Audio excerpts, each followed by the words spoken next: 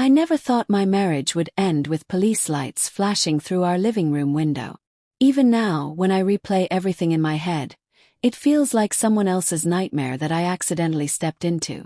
But it was real. And it started with what Amanda called a harmless plan. Amanda had always been impulsive. That was one of the things that drew me to her at first. She was spontaneous, fearless, the kind of person who made decisions with her heart instead of overthinking everything the way I did. Back when we first met, that energy felt exciting. Dangerous maybe, but exciting.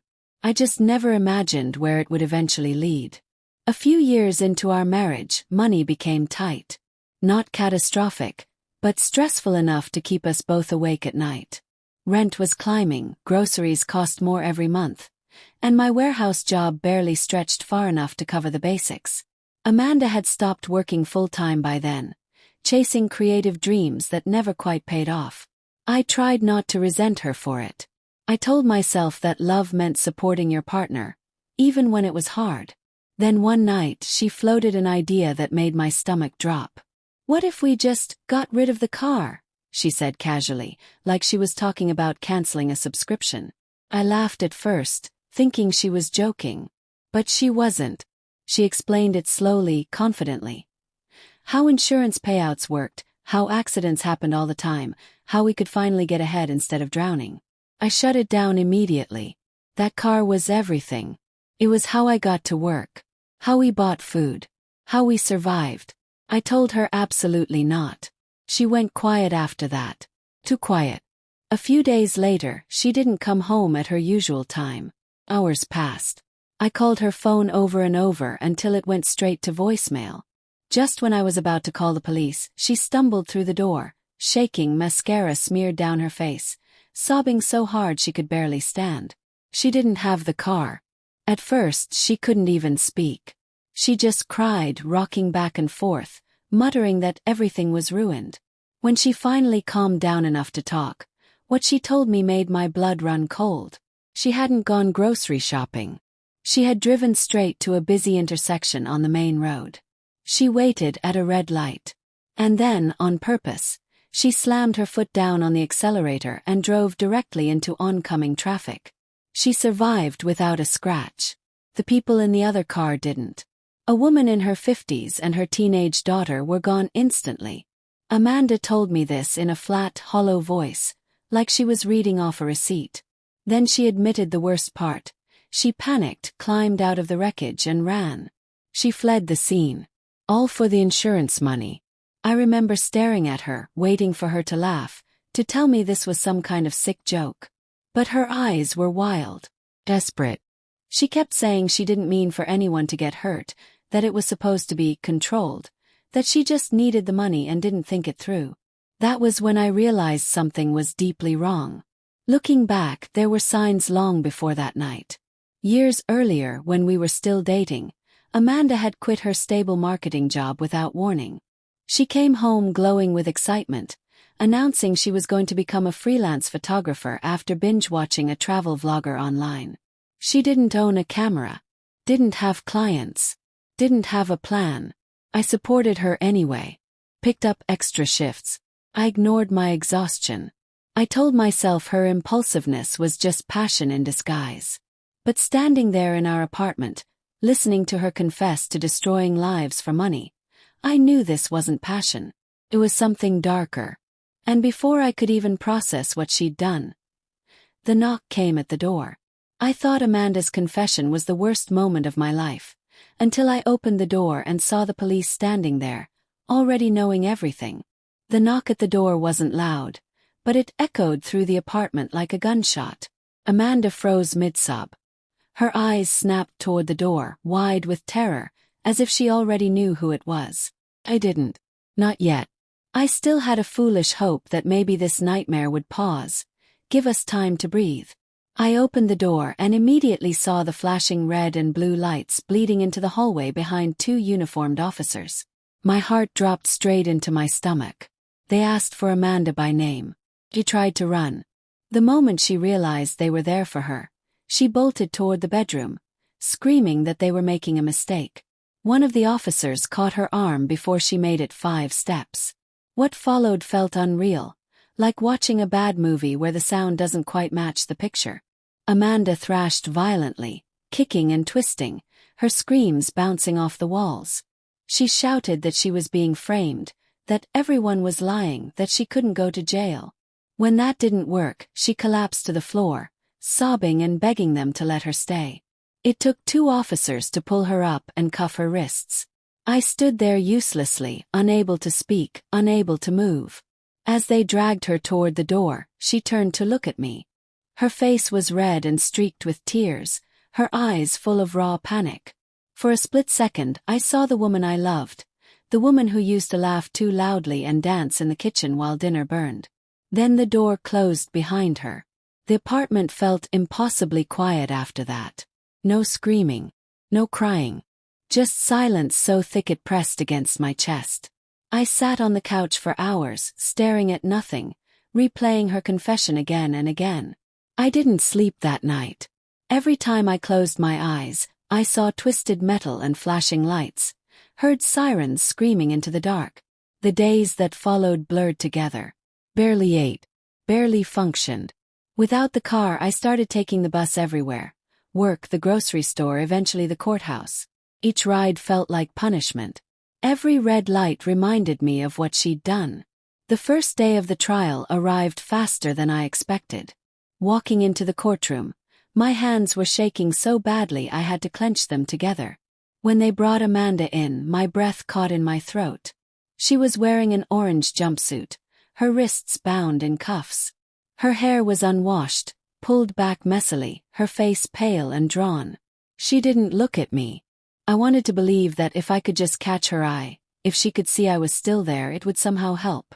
But she stared straight ahead, expression empty, like she'd already left the room in her mind. The prosecutor's voice was calm and clinical as he laid out the facts. Timestamps, traffic footage, witness statements. The words washed over me, heavy and relentless. Every detail felt like another nail sealing something shut forever. Amanda sat completely still at first. Too still. As the hours passed, I noticed her hands trembling in her lap. Her eyes darted around the room, flicking from the judge to the jury to the walls, like she was tracking something invisible. She leaned toward her lawyer, whispering urgently, her breathing growing faster. Then it happened. The prosecutor mentioned the evidence recovered from the crash site, and Amanda suddenly stood up. Her chair screeched loudly against the floor as she pointed directly at him. "He's lying," she screamed. "All of you are lying." The courtroom erupted into chaos. The judge banged his gavel, demanding order, but Amanda was beyond listening. She shouted about setups and plots, about people whispering to her, about voices telling her what to do. She grabbed her head, rocking back and forth, insisting that everyone in the room was part of some conspiracy against her. I watched in horror as the woman I loved unraveled in front of dozens of strangers. Security rushed in. Her lawyer tried desperately to calm her, but she fought them, screaming incoherently as they escorted her out. The judge called an immediate recess, his face tight with frustration. I sat there shaking, finally understanding something I hadn't allowed myself to face before. This wasn't just guilt or fear. Amanda was losing her grip on reality. I thought the courtroom outburst was the breaking point, but the judge's next decision would change Amanda's fate forever, and force me to face an impossible truth about the woman I married. The courtroom felt different when we returned after the recess. Heavier. Like everyone there knew something had shifted and there was no going back. Amanda was brought in again, but this time she looked smaller somehow, slumped in her chair, her eyes unfocused. She kept glancing over her shoulder, whispering under her breath as if someone was standing just behind her. Her lawyer stood and addressed the court with a voice that sounded worn thin. "Your Honor, my client is not mentally fit to stand trial." The words landed like a thunderclap. He went on to explain that Amanda was showing clear signs of a severe psychological breakdown: paranoia, auditory hallucinations, disorganized thinking. He requested an immediate psychiatric evaluation. The prosecution pushed back, arguing that her actions were deliberate, planned, and motivated by financial gain. They said mental illness didn't erase responsibility. I sat there, torn apart from the inside. Part of me wanted to scream that they were right, that Amanda had chosen this, that she'd destroyed lives and ours along with them.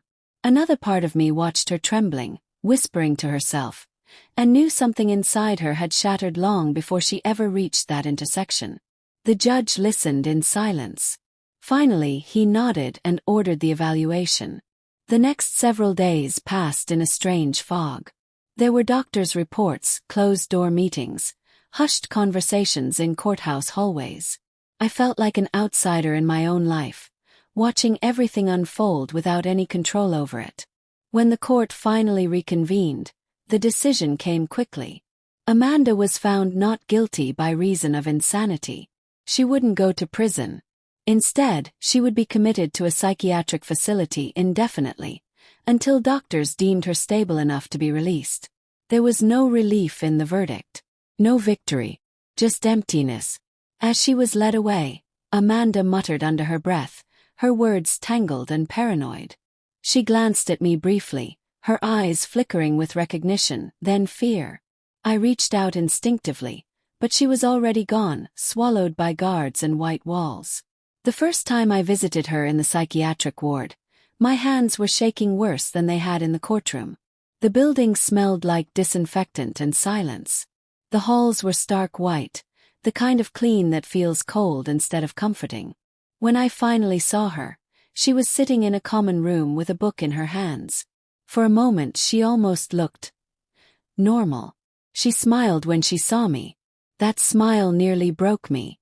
We talked for hours that day. She asked about the apartment, about my job, about tiny things that suddenly felt precious.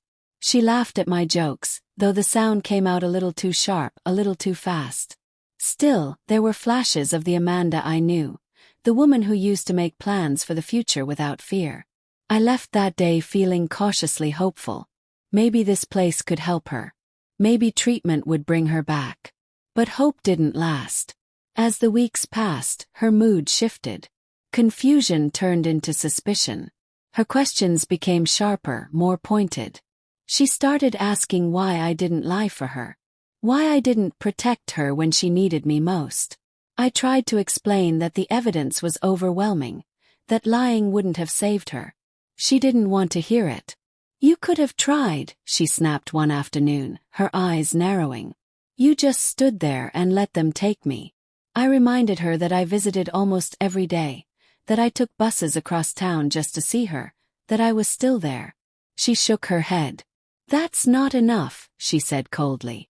Each visit grew more painful. She accused me of abandoning her, of secretly wanting her locked away. Her paranoia worsened. One day she leaned close and whispered, "You're part of it, aren't you?" I felt something inside me crack. I told her I loved her, that I never wanted any of this, that I didn't know how to fix it, but I was trying. She stood up so fast her chair fell backward. Her voice rose into a scream, calling me a liar, accusing me of betrayal. Nurses rushed in. I was escorted out as she continued shouting behind me, her words dissolving into sobs. Walking down that hallway, I realized something terrifying. I wasn't helping her. I was losing her. I kept telling myself I could save her.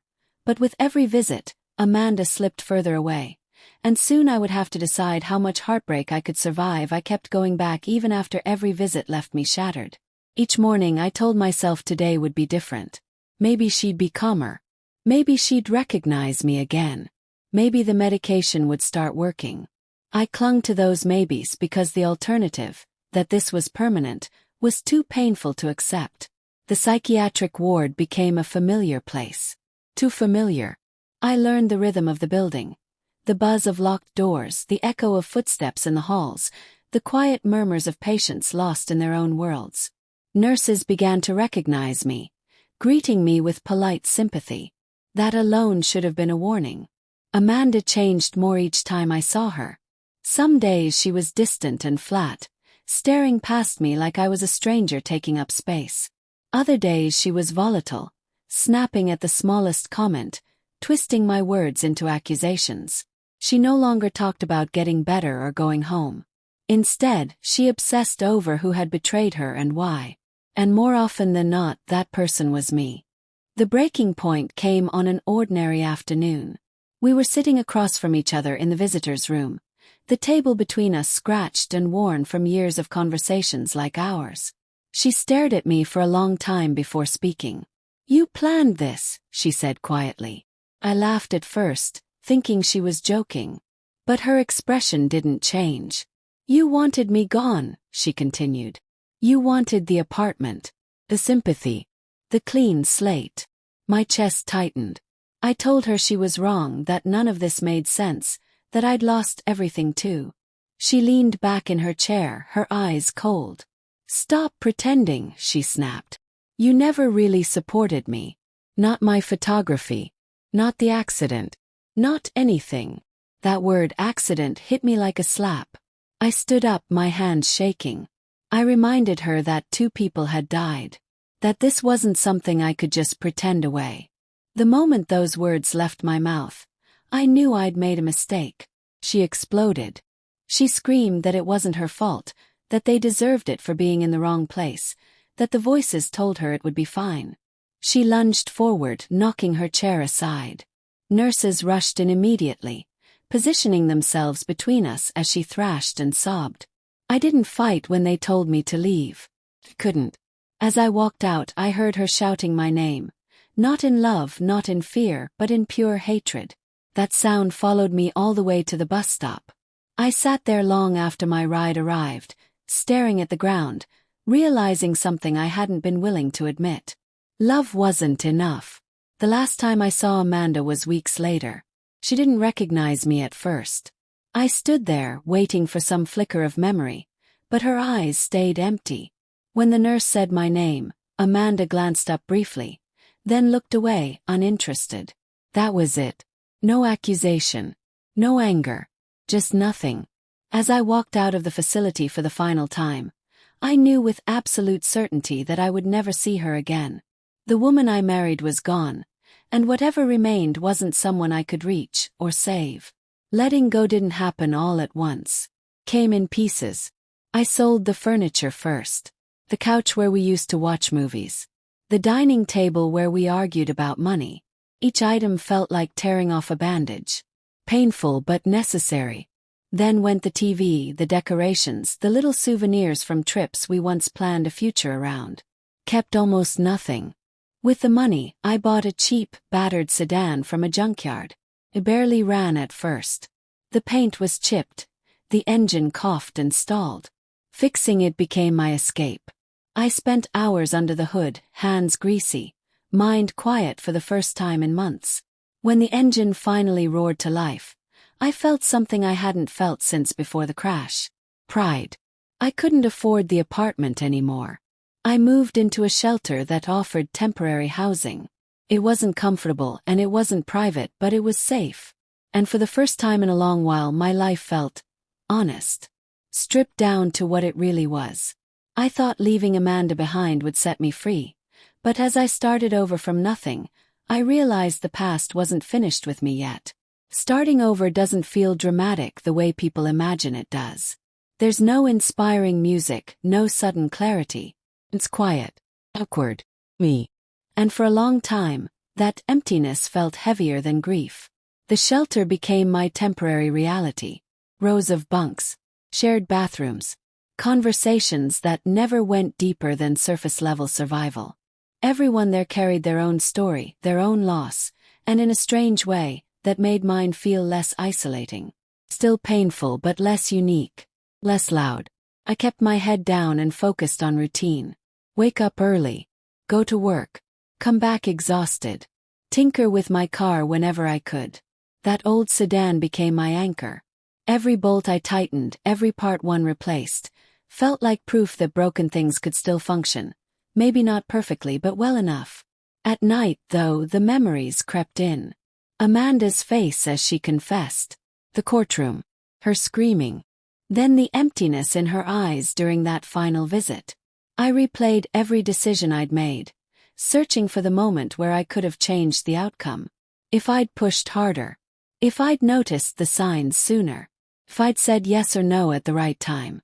Guilt is a patient thing. Wait. I started seeing a counselor through a low-cost program the shelter recommended.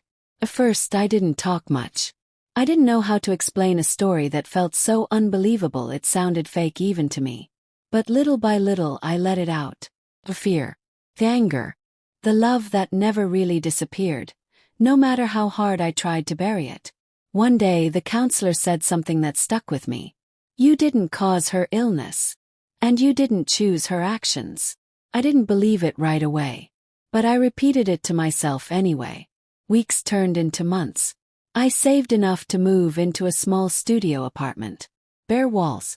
A mattress on the floor. Folding chair. It wasn't much, but it was mine. I started cooking again. Took short drives just because I could. Sometimes I'd park somewhere quiet and sit in the car, engine off, listening to the world exist without me needing to fix it. I stopped visiting the psychiatric facility. That decision hurt more than I expected. Even knowing Amanda was gone in every way that mattered, walking away felt like a final betrayal. But each time I imagined going back, I felt that same crushing helplessness. I realized I was holding on to pain out of habit, not love. Letting go didn't mean forgetting. I still think about the woman and her daughter who lost their lives. Carry that weight with me. Some nights it presses down so hard I can barely breathe. I don't know if that will ever go away, and maybe it shouldn't. Some scars are meant to remind us. My life now is quiet, ordinary. And I've learned that ordinary is a gift. Go to work. Pay my bills. I fix things that break instead of pretending they aren't broken. I don't chase shortcuts or easy answers anymore. Sometimes, I wonder who Amanda would have been if things had gone differently. If she'd gotten help earlier. If we'd slowed down instead of racing forward. But wondering doesn't change the truth. All I can do is live with it. And keep moving. I lost my wife, my future, and the life I thought I was building. But surviving it taught me something I never expected. Sometimes the hardest part isn't letting go. It's learning how to live afterward.